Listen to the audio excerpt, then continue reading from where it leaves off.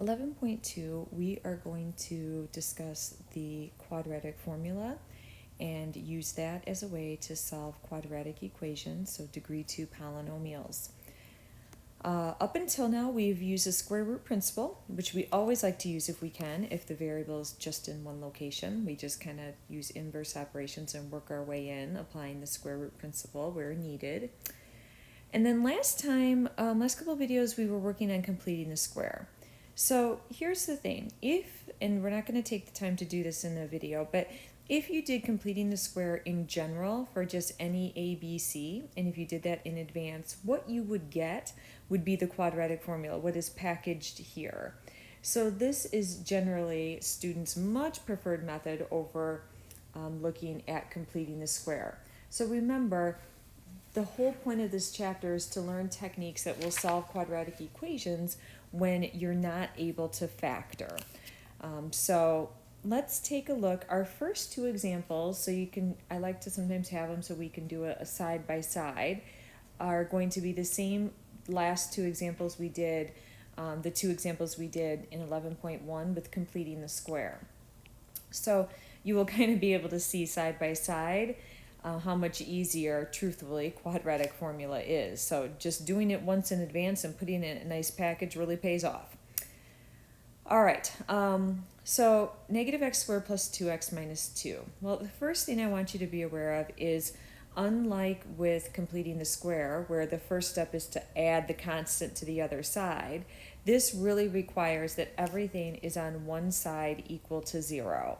So as we already do have that here, we want to identify our a, b, and our c. So the a is the coefficient of the x squared term, again, provided that you have everything on one side equal to 0, which we do. So this is going to be a negative 1 x squared, so the negative 1 is the a, so this is our a. The b is the coefficient of the x term. So in this case, including the sign, we always want to watch the signs on these. So in this case, the b is the 2. And then our c is the constant term. So in this case, the c is the negative 2. So as we're using our quadratic formula, every place where we have a c, we're going to sub in negative 2. Every place where we have the b, we're going to put in this case, the 2. And every place where we have the a, we need to put in the negative 1. All right, so let's see what we can do with this. So remember, the quadratic formula is giving you the solution to your equation, right? So this is solutions, maybe. X equals, this will be my answer. So the structure of quadratic formula, it's going to be the opposite of the b, plus and minus, big old square root to capture the entire b squared minus 4ac all over 2a. All right, so let's sub in. So the opposite of the b is 2, plus or minus, again, the b is 2 squared, minus 4 times the a is the negative 1, times the c is the negative 2, and then all divided by twice the a value, which again here is negative 1. And certainly you'll get maybe a little more efficient at, multiplying the denominator, for example. 2 times negative 1, negative 2 right away. But of course, as I'm going through, I want to make sure I'm kind of showing you all the steps here. All right, so what do we have? We have x equals negative 2. Now the key here is we have to follow order of operations. So we need to do and simplify everything that is under this square root first. So the 2 squared is the 4. Watch your sign on the second term. We're essentially multiplying 3 negatives, so it's going to be subtraction of 8, the 4 times the 1 times the 2, all divided by negative 2. And again, you can't split a radical if you have adding and subtracting. So we have to continue to just simplify what's under the radical here. So negative 2 plus or minus the square root of negative 4 all over negative 2. Now, before we finish this out, a major caution that is often a very common mistake here, which is to do some reducing or canceling, or however you want to say it, with the first term in the numerator and the denominator. We can't reduce those because you have adding and subtracting in your numerator. If you had all multiplication, yeah, but you don't. Okay, let's continue.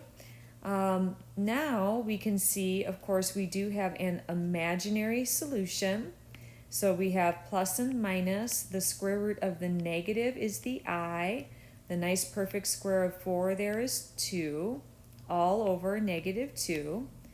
And then remember, if it's an imaginary solution, you need to go for the standard form of a complex number. So that is going to mean you're going to want to split this into the two different terms. So the numerator, so negative, the first term in the numerator, the negative 2 divided by the negative 2, and then plus and minus the second term in the numerator, the 2i divided by the negative 2. All right, so let's simplify this here. So x is going to equal negative 2 over negative 2 is 1. And then this whole notion of this plus and minus with this negative. So let's kind of think about that just for a second.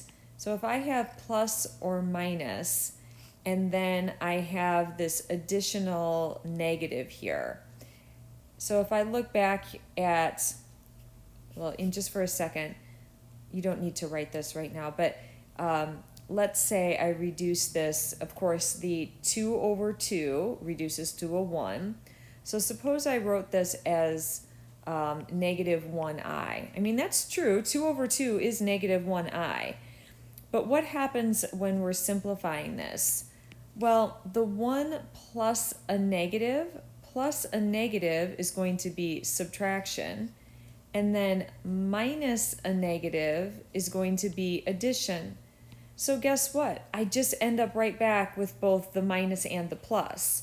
So I end up right back at 1 plus and minus, in this case 1i, or just I. So you can even kind of maybe go back to the last line in the above row, like plus a negative is minus, minus a negative is plus. Oh, I still just end up with plus and minus. So, I mean, it wouldn't be wrong to have left that additional negative. It's just maybe not as simplified as we would want it. Okay? And that will happen from time to time. That's part of the reason that I picked this one, because that can often be like a source of confusion for students as they're simplifying those, is kind of what happened right here. That can be a little bit confusing. So let's kind of go back and just take another look at that. So again, negative 2 over negative 2 is 1. I have my plus and minus. On the second term, 2 divided by negative 2, well, that is also a negative 1 with the I. So again, like, well, what's happening here? Why is this kind of turning out this way? Well, because if I have plus a negative, so if I do plus a negative, that is what is going to give me subtraction if I simplify that. And then if I was to do minus a negative, so now if I was to do minus a negative, that's going to give me back addition. So I just end up with both 1 minus I and 1 plus I. So I really end up right back at 1 plus or minus I. So I hope that makes sense. And again, often you'll be asked to write them separately in a roster form, separated with a comma, so 1 plus I and 1 minus I. So it's usually those little simplification things that often get us on something like that. All right, so that was number 1. Let's look at number 2, which was the second one we did. And I don't have that one jotted down in front of me. Oops, sorry about that. what did I have on that one? Negative 3x squared minus 9x minus 5. So negative 3x squared minus 9x minus 5.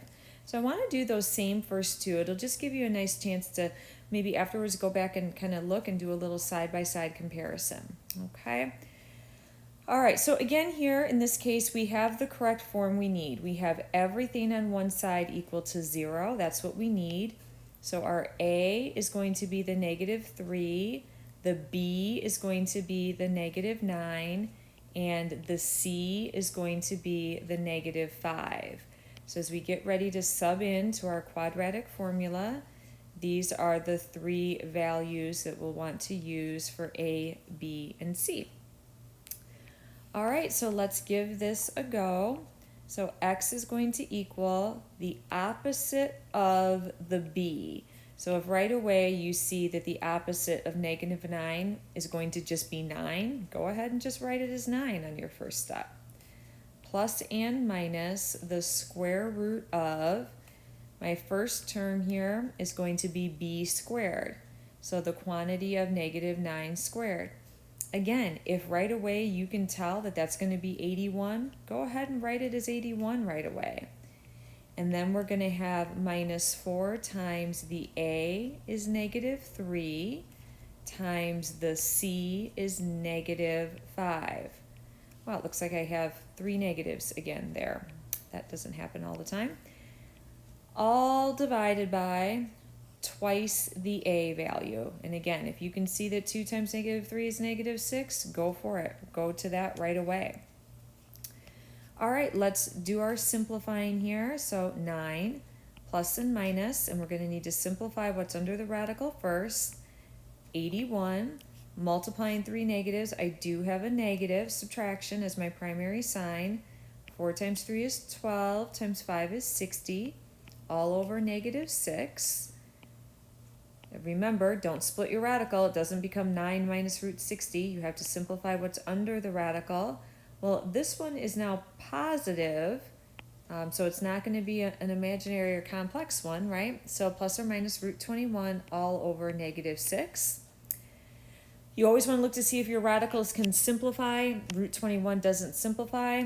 So you have two choices. You can certainly leave it just like that. That would be okay. If you wanted to, you could also split it up into two different terms.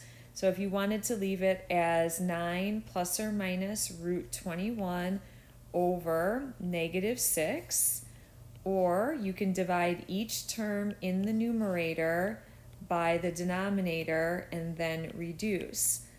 Now keep in mind that you don't just reduce the 9 and the 6, right? And I say this, I write my caution again, because this is just such a big common mistake, is students leaving it in this form right here, where it's in as like one fraction, and then just reducing the 9 with the 6. You can't reduce at that point. Once I get it broke up into two terms, now I can reduce it. So at this point, if I want to reduce, I can. And so we'd probably just bring the negative in front of the fraction. You can leave it in the denominator if you want. And that would reduce to 3 halves. And then once again here, this plus and minus a negative. So that is that same issue that we saw up above before. So we saw how if we have minus a negative, that's going to just take us back into addition. And if we have, the plus a negative, so if I do the plus a negative, that's going to be the one that just takes me back to minus. So if you want, and probably should, we can just write that as plus and minus. So we don't need the plus and minus of a negative, because plus and minus of a negative still gets us back to plus and minus. And then we have our root 21 over 6. So I would say kind of either of these forms, and again, you might be asked to list them out separately. I kind of am short on space, so I'm not going to do that here. So I would say kind of either of these would be fine. they are both reduced in their respective forms. So left as one fraction, the first one is reduced on that first row. If broken to two fractions, the second one is reduced as, so they're both simplified. It's just whether or not you're simplified as one fraction versus two fractions. All right, so there's our kind of beginning of our quadratic formula. When we come back next time, we'll do some more examples. We'll also talk about the discriminant, which is what's under the square root. We'll talk about that specifically, but we'll continue with this in the next video.